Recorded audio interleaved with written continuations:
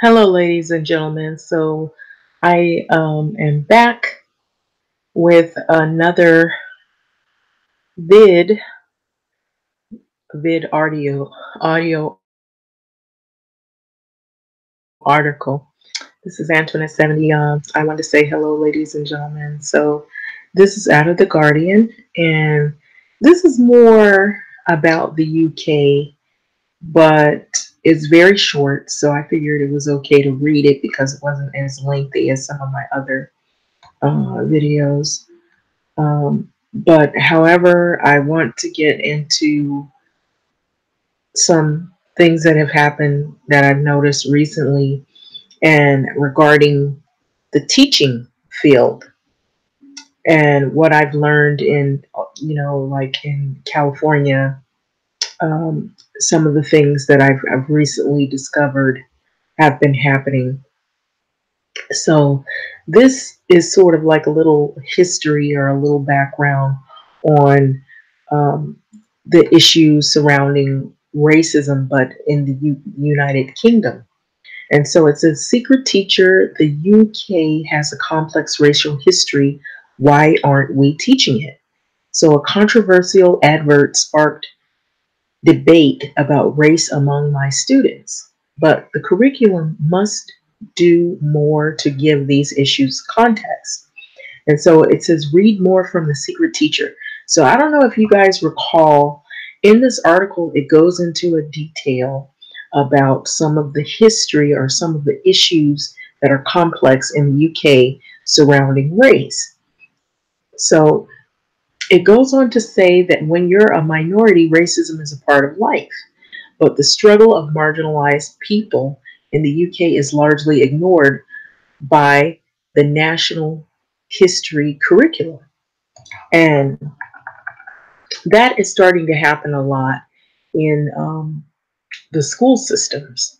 So I'm kind of going to expound on what is being said by, adding a little bit more into our in-depth conversation, something that people could discuss.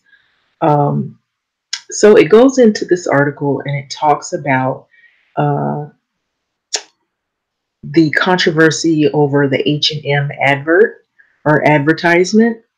So it says, growing up as a person of color, racism was an ever-present discussion in my circles. So when you're a minority, it is sadly a part of life, and race issues is increasingly being discussed more widely thanks to, in part, social media and the movements such as hashtag Black Lives Matter and other movements that are surrounding issues of racism.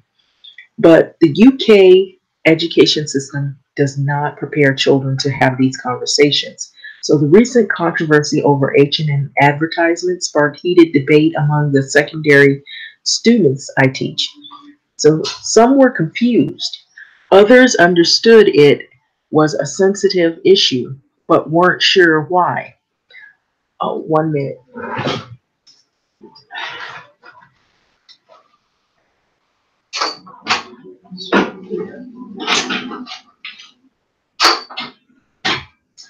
Clearing up some of the noise background. So anyway, it goes in depth. Give myself a little bit of light so I can read this. So it goes in depth over the controversy over an H&M advertisement that sparked heated debate among the secondary students that I teach. So some were confused and others understood it was a sensitive issue, but weren't sure why. So students of color were unsure how to explain how they felt or were embarrassed to do so. So it was heartbreaking. This opened a classroom discussion on the history of surrounding issues having to do with race in the United Kingdom, which is commonly known as the UK. So suddenly, the atmosphere had changed. So students were shocked, bothered, and enraged all together. So why aren't we learning about this in history? One asks, why indeed? So, the aims of the National History Curriculum include teaching students to know and understand the history of these islands. Okay, So, how people's lives have shaped this nation and how Britain has influenced and been influenced by a wider world. It goes on to say that students must understand historical concepts such as continuity and change and cause and consequence, similarity, differences, significances, and the issues and the use of them to make connections. So, amid the units about the slave trade, abolition, and the civil rights movement in the US, we forgot the civil rights movement in the UK, in the United Kingdom, which is not really talked about. Even in the US, I haven't heard very much curriculum surrounding that, unless teachers choose to include specific case studies. Now, I'm going to stop there. A lot of issues surrounding race, a lot of these issues that are hot button topics are not talked about widely and not conversated enough. And so I feel like it's a breeding ground or a haven for ignorance to sweep in when kids are not explained other cultures' history, if they're only learning about one history and not others. And so this is why we have such a growing problem. Not only that, I will add or expound on that. We also have adults who don't want change. A lot of times when adults don't want change and they want things to stay or remain the same, it also breeds more prejudice. And, sometimes people don't want to be taken out of their comfort zone. And they feel comfortable when something is only one way, is only taught one way, or people are only hearing something one way and they're not hearing others out, or they're not learning of others' experience, or they're not being exposed to other cultures and other issues that are also having to do with the history behind other people and what their experiences might have been in the US or in the UK and in other countries. And so that is the reason why we have so much ignorance. And so I noticed that even in the California school system, they don't do enough to expound on the histories of people of color and Black people. And so what I do notice is that they don't have a lot of Black teachers. And I don't think that's by accident. I really feel like they have done an ethnic cleansing of the educational system when it comes to the teachers in certain districts. It may not be all the school districts, but there's some districts where there's an ethnic cleansing going on. And some of it is by choice from some of the teachers, because when they deal with some of the administrators, they deal with some of the prejudice from the people higher up. And so that's what causes people to flee. They don't want to really stay in those positions because they don't get paid what they're worth. And then they're treated a whole nother way, which is unacceptable. And so a lot of times people feel like they'd rather just be a substitute, or they just go into another profession altogether. And so to go on with this article about the UK, it says that amid the units of the slave trade, abolition, and civil rights movement in the US, we forgot about civil rights movement in the UK unless teachers choose to include specific case studies. When they said choose to include specific case studies, that's a strong statement. They have to choose. And so a lot of what I've seen is they choose not to talk about it. So the brutalities and the crimes of the British Empire are ignored. And so I basically said what they just said here. The crimes of the British Empire are ignored. So even Winston Churchill, whose historians have found or believe racial hierarchies and eugenics escape scrutiny beyond his war hero reputation. So they recently did a movie about Winston Churchill. And they leave out, a lot of times this is what I've experienced, they leave out important information that has happened, things that have really caused a lot of death and detriment to the Black culture. And so students are led to believe that racism and discrimination came out of either in this country that adds to the marginalization that many feel and has a profound impact on students' understanding of racism. So a lot of times they're not told the truth, or they're not told all the truth, or a lot is purposefully kept out of history.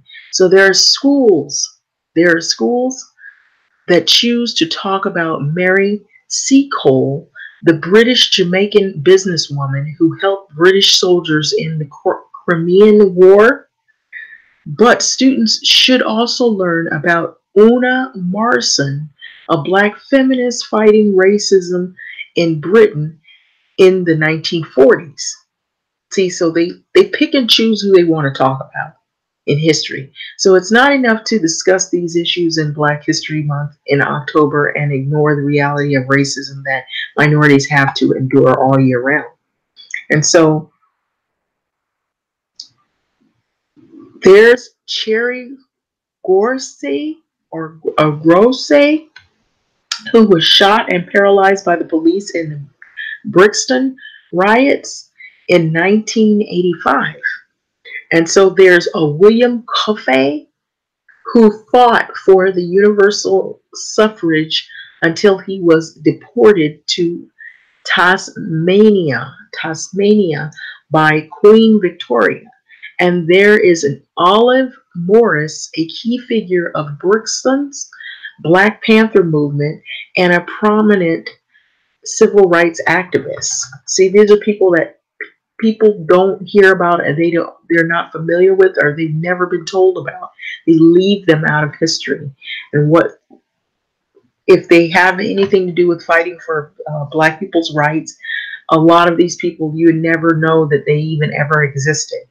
So our classrooms are diverse, and the students want to learn what is most relevant to their lives. So if they are to demand change and equality, they need to understand that the playing field isn't leveled for everyone, and they deserve a safe place to talk about why that isn't, and that isn't the case, and ask difficult questions.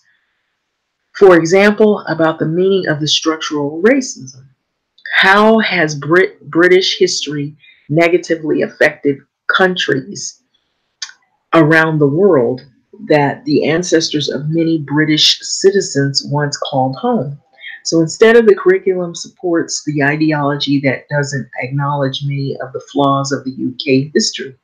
So there was a whitewashing even in the UK as well as there is in the US, in whitewashing the discrimination and the bloodshed of our past.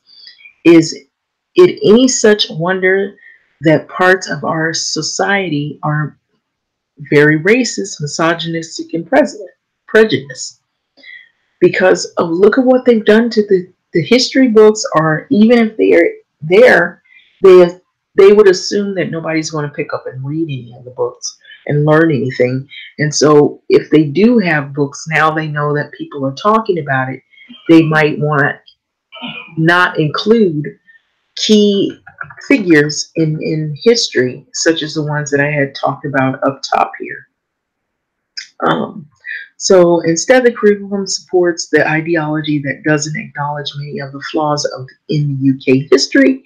So in whitewashing and the discrimination and bloodshed in our past, is it any such wonder that parts of our society are racist, misogynistic, and prejudiced?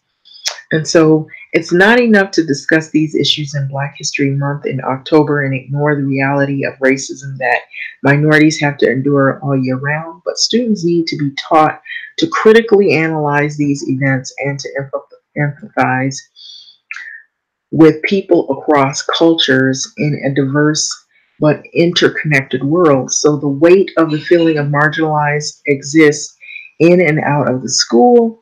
For so many pupils, as teachers, we have a responsibility to tackle racism in the classroom. But the nuances of an offensive act can be hard for white colleagues to understand. So training is essential so that teachers can teach inclusivity and identify the and prevent racism and prejudice in all its forms.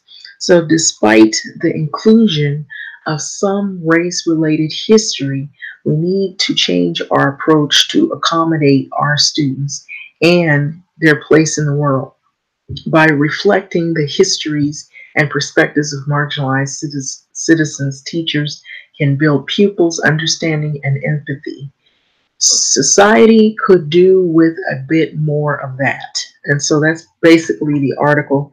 So it goes on to talk about on the side, if you want to read more about the H&M, that how they apologize over the image of the black child wearing a hoodie that said it was a monkey hoodie, or the cutest monkey in the jungle is what it read. And so it was really offensive. And so these are things that aren't talked about in the school systems enough. And from what I've seen, they always talk about Western history or a general history, or they don't really expound on what people of color have experienced in the US as much. And if they do, they only talk about small factions of it, and they leave a lot of important figures out, inventors. They always talk about white inventors. Everybody that was significant in history had to be white. Um, a lot of times they won't even mention anything about the UK because they figure, oh, the UK, that's that nothing happened there. They make it seem like that racism only happened in one little area, and that it wasn't a cancer that spread, and it has happened in many places other than the US. And so this is the reason why we have so much ignorance. Now, what I also mentioned earlier is that there's ethnic cleansing in the school systems. What I've noticed is that a lot of the teachers they're not black. And people who they've been to college, they've been to school, they've got credentials, they've been, they have all of the paperwork, they got permit, they won't allow them to advance or get into positions of that are higher up. It depends on what district you're in and what area you're in. If you're in certain areas, there's certain districts who won't hire people even though they meet the qualifications. A lot of the people they hire tend to be Hispanics that look like they appear to be all white, or they're just only hiring white people. And I've noticed that. And I'm just going to be honest, I'm not going to sugarcoat anything. But there has been an extreme ethnic cleansing in the teaching systems in California in some of the districts.